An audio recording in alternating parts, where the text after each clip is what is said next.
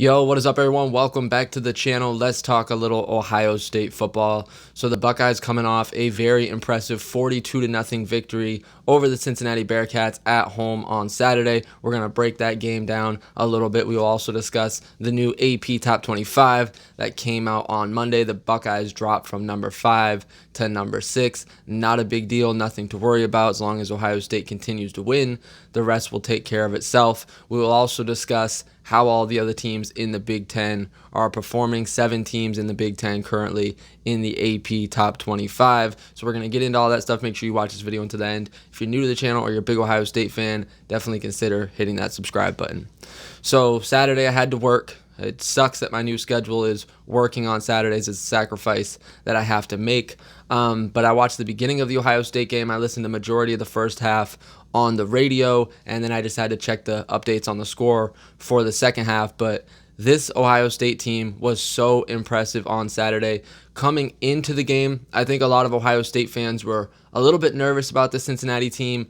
I don't think most people thought that they would beat Ohio State, but I thought they would at least give the Buckeyes a run for their money. I got a lot of respect for their coach, Luke Fickell, obviously a former Buckeye. They got Marcus Freeman, a former Ohio State linebacker on that staff. They got a bunch of kids from Ohio on that roster, and they're just a pretty good team. They're not a Power 5 team, but they went 11-2 last year. They had an impressive win over Chip Kelly and UCLA last week in Week 1. So this is a pretty good Cincinnati team. I don't think people should just all of a sudden say Cincinnati's garbage now. Ohio State just showed how they are supremely talented, just way more talented than 99% of the programs in college football. I still think Cincinnati's a really good team, but Ohio State came out and just beat the hell out of them, completely dismantled them, and it's really impressive. I'm very excited to see this Ohio State team play up to their potential. I was a little hard on them Week 1 when they played Florida Atlantic. They won 45-21. And it wasn't just because they only won by 24 points, didn't cover the 27-point spread. It was because they got up 28-0 in the first 7 minutes of that game, looked like they were going to be unstoppable. And then the remaining 53 minutes of that football game, they were outscored 21-17. So I wasn't very happy with that. I got some comments saying, hey, they were playing second, third, and fourth stringers. They didn't want to show everybody their playbook if they don't have to. And, those comments are completely justified. It makes sense seeing how Ohio State played on Saturday. So I'm just stoked with how the Buckeyes played on Saturday, hoping that they can continue to play like that. Because if Ohio State can put it all together and play like they did on Saturday, they're going to be a real problem. They're going to be a really tough team to beat this year in college football. But just really surprised that they beat Cincinnati 42-0. I thought Cincinnati would give Ohio State a good test. But if the Buckeyes play up to their potential, if they show up and play defense like I know this defense is capable of, I think that's the thing I'm most excited about, is that Ohio State held Cincinnati to 0 points. I don't remember the last time Ohio State pitched a shutout, but that very impressive. Cincinnati's a team, they scored 35 points a game last year. They were a good offense, and their defense only gave up 17 points per game last year. Buckeyes put 42 on them. Could have been a lot more. The first drive of the game, I was obviously frustrated because Ohio State was marching right down the field. A Jonah Jackson holding penalty just wiped away Ohio State's first drive, which was really impressive. Ohio State scored on the second drive, and then on the third drive, Justin Fields got stopped on that 4th and 1 trying the QB draw. So Ohio State really could have had 2 more touchdowns in their first 3 drives. They only came away with 1, but then after that, they just steamrolled Cincinnati the rest of the game. They did whatever the hell they wanted, dominant on defense, dominant on offense. So it's just great to see the Buckeyes play at that level against, in my opinion, a pretty quality opponent in Cincinnati. Now let's talk about Justin Fields for a minute. We know the hype he came into the college football with. A lot of people question his accuracy. People question his leadership. And a lot of people think that he's overrated. Well, in the first 2 games, albeit against Florida Atlantic and Cincinnati, obviously the schedule is going to get a lot tougher as the season goes on, especially if you've been paying attention to how some of these Big Ten teams have been playing, which I'm going to get to in a second. Wisconsin looks really impressive. Michigan State, Penn State, even Maryland, they're putting up a crazy amount of points right now. So Ohio State's schedule is starting to look a little bit tougher right now.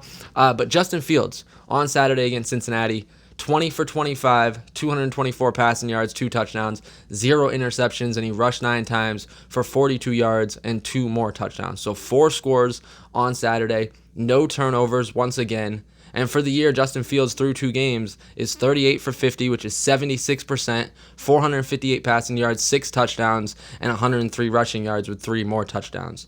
So Justin Fields has over 550 yards, 9 touchdowns, no turnovers in his first 2 games as a starting quarterback at Ohio State.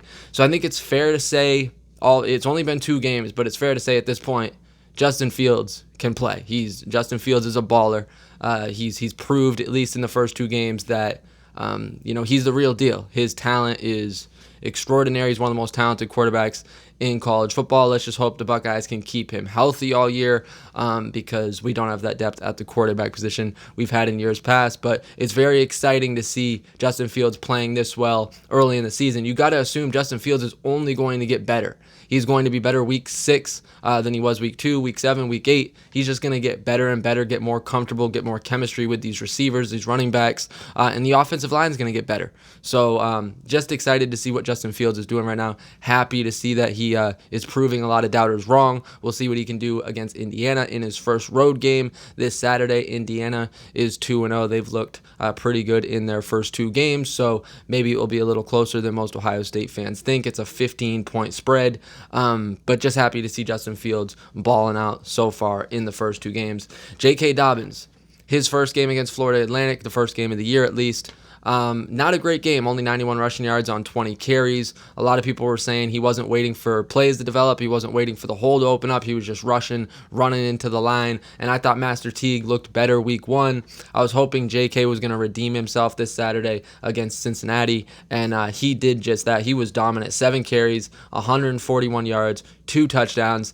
That's the J.K. Dobbins Ohio State needs. That's the running back that we all know J.K. Dobbins is. He's just a little bit inconsistent at times, but when J.K. Dobbins is on, he's one of the best, most explosive running backs in college football. So J.K. redeemed himself on Saturday against a good Cincinnati defense. That's a good defense they got over there with the Cincinnati Bearcats. So do not overlook J.K. Dobbins' performance on Saturday. But Master Teague got another 11 carries, 60 yards. Master Teague has looked so impressive in his first 2 games this year. He looked really good against Florida Atlantic. And again, this past Saturday against Cincinnati, he goes for over 5.5 yards per carry. So this is good news for Ohio State. Going into the year, nobody really knew who the number 2 running back was going to be. They said it was Demario McCall. That's because Master Teague was not healthy throughout camp. He wasn't getting his reps in. But Ohio State, I think, knows now who their top 2 running backs are. You got J.K. Dobbins, and you got a solid number 2 in Master Teague, that if something happens to J.K. Dobbins, and as long as Master Teague can stay healthy, I think Master Teague could carry the load as the number 1 running back if need be. So this is a huge positive for Ohio State that Master Teague has kind of broke out and looked impressive in the first 2 games of the season. And then the receivers, like I said in my last video, they're going to take a little bit of hit this year. It's going to be a lot of stat lines like we saw on Saturday. You got Victor, 5 receptions, 69 yards. KJ Hill, 5 receptions, 57 yards and a touchdown. Chris Olave, 2 receptions, 60 yards. And Garrett Wilson got his first touchdown as a Buckeye. So that's good to see. Garrett Wilson's only going to get more and more touches as his career goes on at Ohio State. He is a big-time talent, Garrett Wilson.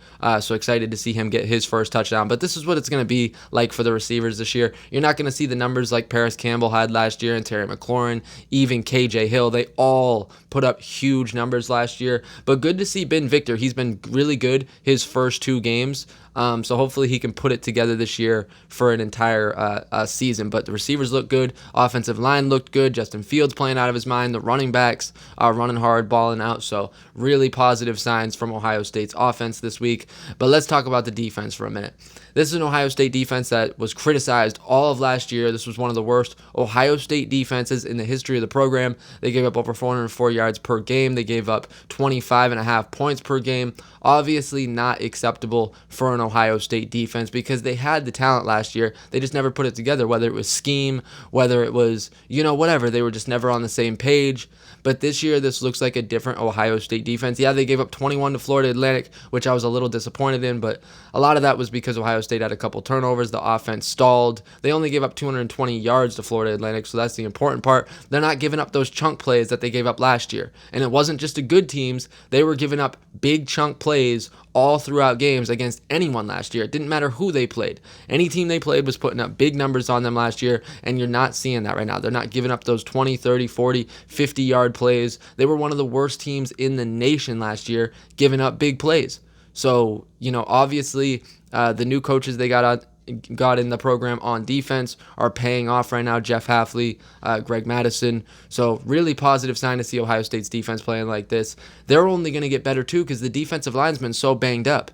You had Davon Hamilton hurt, Teron Vincent, Jonathan Cooper still hurt. They got a bunch of guys missing on this defensive line. If they get all those guys back, this Ohio State defensive line is just going to be completely filthy. Their secondary is nasty with Arnett and Okuda and Sean Wade and Brendan White and Josh Proctor, who people are comparing to Malik Hooker. They're 6-7 guys deep in the secondary of just studs. And the linebackers are playing better.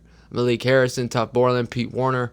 This is all positive for Ohio State as they get further into the season. The schedule's obviously going to get tougher, but this was a very positive game for this Ohio State team to win 42-0, in my opinion, against a very solid Cincinnati team. People are just going to assume that they're garbage now because Ohio State beat them 42-0. That is not the case. Watch Cincinnati. They're going to have a good year. I bet they win 10 games, and I think Cincinnati will have a really good season. I think eventually Luke Fickell will move on to a better program, but just proud of the Buckeyes. They beat the hell out of Cincinnati on Saturday, completely demoralized them, and just dominated them like an elite team is supposed to do. So that is all good. Obviously, they got Indiana this Saturday on the road. It should be a relatively easy game, but we'll see. It is the first road game of the season, so we'll have to see. I'll definitely be back probably Saturday afternoon to recap that game. But I want to talk about the new AP Top 25 for a minute. Ohio State did drop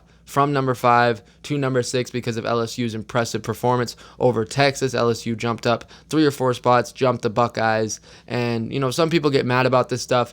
Week 3 rankings mean absolutely nothing. The only rankings that matter in college football are the last rankings of the year before bowl season and college football playoffs start. As long as Ohio State continues to win, continues to take care of business, the rest will take care of itself. Like, who the hell cares where they're ranked right now? Ohio State always plays better as an underdog anyways, so I'd rather them be right behind the pack at 6, 7, whatever, than be number 1 or number 2, because then you got more pressure on you to live up to that higher ranking. So I'm fine with Ohio State in number 6. LSU probably deserves to be ranked that high after beating Texas the way they did. And who are they being led by? A Buckeye in Joe Burrow. So, huge get for LSU. The fact that Dwayne Haskins came in being the complete stud that he is, and he was at Ohio State. The fact that Joe Burrow wasn't going to beat him out. He tried to beat him out, but he didn't give credit to Joe Burrow for staying at Ohio State, trying to beat out Dwayne Haskins, but he wasn't going to. He transfers to LSU.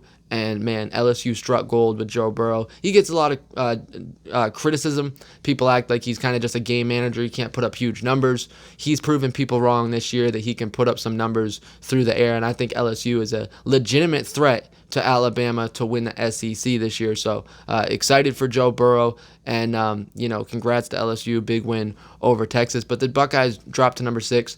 No big deal. The AP Top 10 as of now is Clemson at number 1, Alabama, Georgia, LSU, Oklahoma, Ohio State at number 6, Notre Dame, Auburn, Florida, and Michigan. Now, does Michigan deserve to even be in the top 10? Probably not. They didn't look very good against Middle Tennessee. Week 1, winning 40-21. They had to pull away late. And then this past Saturday against Army, I was really disappointed because I thought Army was going to win that game. I was watching the app on my phone. It was tied at 14. Late in the fourth quarter, Army had the ball on Michigan's 33 with like 15 seconds to go. I was like, can they get a field goal here?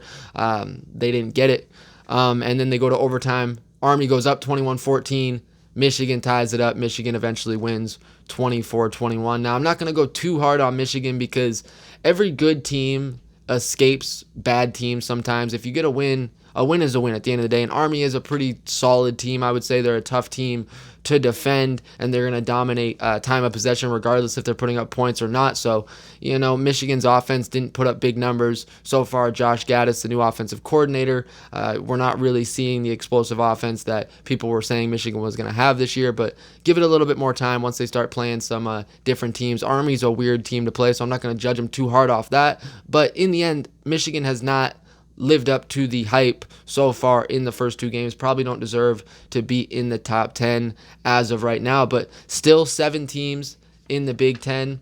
In the top 25, we got Ohio State at 6, Michigan at number 10, Penn State at number 13, Wisconsin at number 14, Michigan State at 18, Iowa at 19, and Maryland makes their debut in the top 25 at number 21. Maybe the story in college football so far is the Maryland Terrapins. After the disastrous 2018 season that they had a player die on the field. They've come out guns blazing this year, and they just beat a top 20 ranked Syracuse team 62-20 on Saturday. Now, people are going to say Syracuse is overrated. That's fine. I don't think Syracuse is that good either. But give Maryland some credit. They came out and dropped 62 on them. I mean, I don't care who Maryland is playing, putting up 62 points is impressive. The week before, in week 1, they beat Howard 79-0. So obviously Maryland can put up some points. Their quarterback, Josh Jackson, 7 touchdowns already.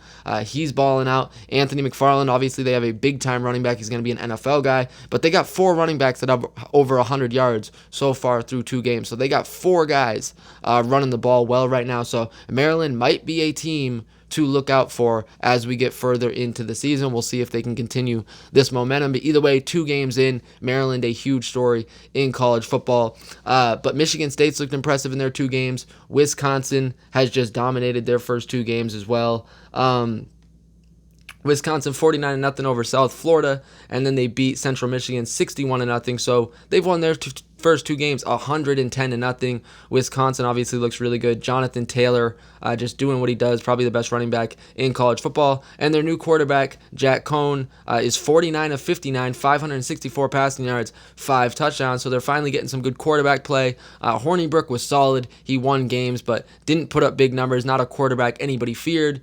Jack Cohn could be a decent quarterback for them now. So, again, got to look out for Wisconsin. And these are all teams that Ohio State has to play. Michigan State's looked impressive. Buckeyes got to play them. Wisconsin looked really good. Ohio State's got to play them. Same thing with Maryland. Same thing with Penn State. Penn State has looked really good so far in the first 2 games. They lose their starting quarterback that they had for years in Trace McSorley. They lose Miles Sanders. They haven't missed a beat. They've looked dominant. But we got to keep in mind all the Big Ten teams have played weak opponents so far. They're not really even playing Power 5 opponents. So we'll see with all these teams as we get later into the season. But still impressive that the Big Ten has more ranked teams than any other conference right now with 7 teams. It's just a shame that Nebraska, who I said shouldn't have been in the top 25, right? If you go 4-8 the year before, you're not in the top 25. Period. End of discussion. I don't care what expectations people have for you. I don't care who you added to the program in the offseason. You can't go 4-8 and be in the top 25. I don't care. You got to prove yourself, and Nebraska proved on Saturday that they're still overrated, losing to Colorado 31-34. If Nebraska would have won that game, the Big Ten would have 8 teams in the top 25 right now. So little disappointed Nebraska lost. It's going to take away a ranked opponent for Ohio State, but hopefully Maryland can stay hot, and then Ohio State will still play, I believe, 5 or 6 ranked opponents? I think it will be 6 still. But yeah, that's the AP Top 25. Just wanted to discuss Ohio State dropping 1 spot, go over a little bit of what's going on in the Big Ten. The Buckeyes take on Indiana on Saturday. We'll see if Ohio State can look impressive again this week. But I want to give a little shout out before I get out of here to some Buckeyes performing in the NFL. Nick Bosa got his first sack in his NFL debut this Sunday. His brother Joey Bosa also got a sack. Terry McLaurin, big shout out to him, man. One of my favorite Buckeyes of all time. His debut with the Washington Redskins, he goes for 5 catches, 125 yards, and a touchdown against Philly on Sunday. So a huge performance from Terry McLaurin. He's probably going to be their number 1 wide receiver. So just so impressed by Terry. The growth that he's made over the last couple years, his last year or 2 at Ohio State, how much better he got, and now the jump to the NFL. Terry is a special player. I really think Terry has a chance to turn into like an Antonio Brown, except obviously with a completely different personality and mentality. But I think he's going to be one of those guys that just come out of nowhere and ended up being a big-time receiver in the NFL. But Sam Hubbard had 2 sacks against Seattle. And then last night, if you watch Monday night's game last night between the Saints and the Texans, I did a video on it if you want to go watch it.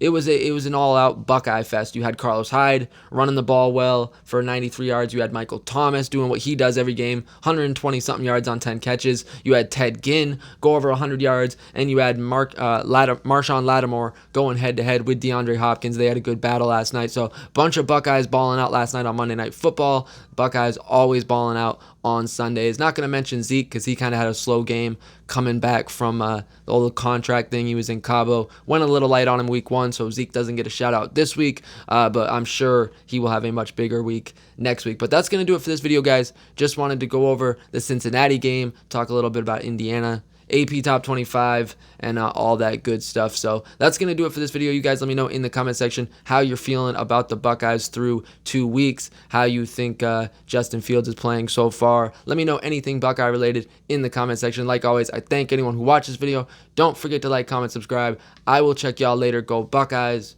and peace out.